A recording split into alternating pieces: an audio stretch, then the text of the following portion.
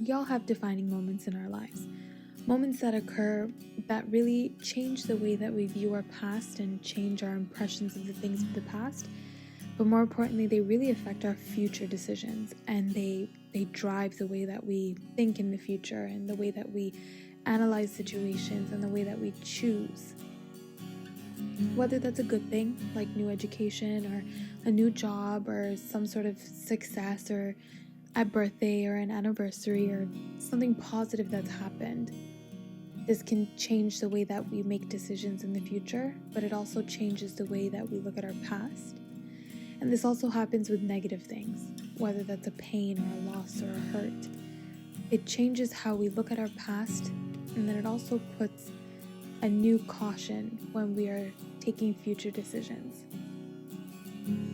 We've been speaking of salvation, and salvation literally means deliverance. It means bringing safely through.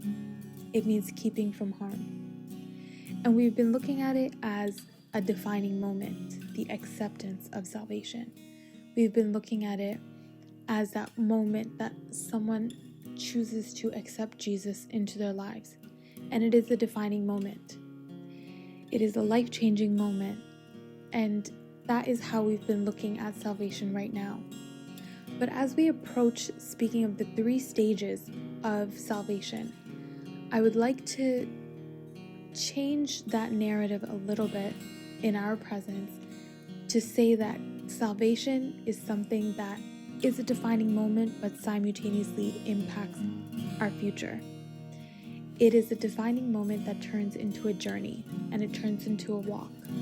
It turns into a path. Jesus is the one way to salvation, so the acceptance of Jesus is absolutely a defining moment in any of our lives, and it takes faith and it takes grace to be able to make that decision.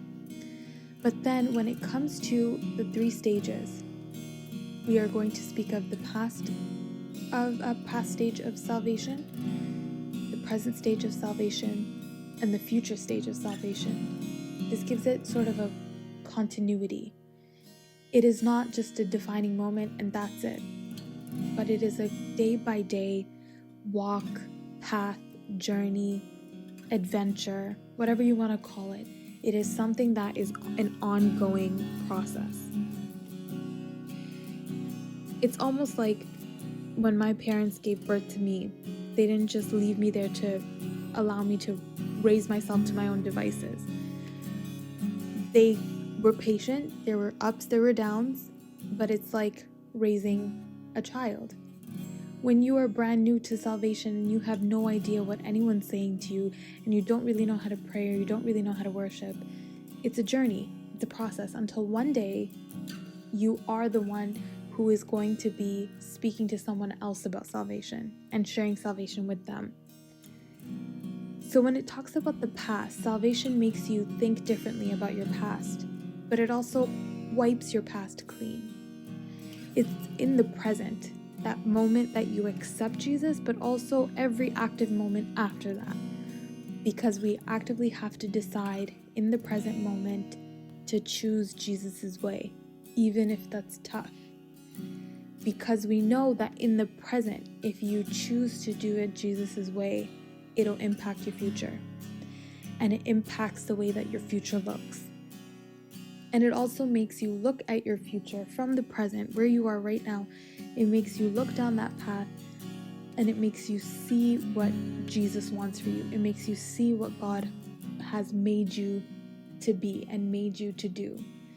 And it makes you see how the Holy Spirit is going to go before you and just make everything work in a way that can cause you to see the glory of God and cause you to be fruitful in the eyes of God.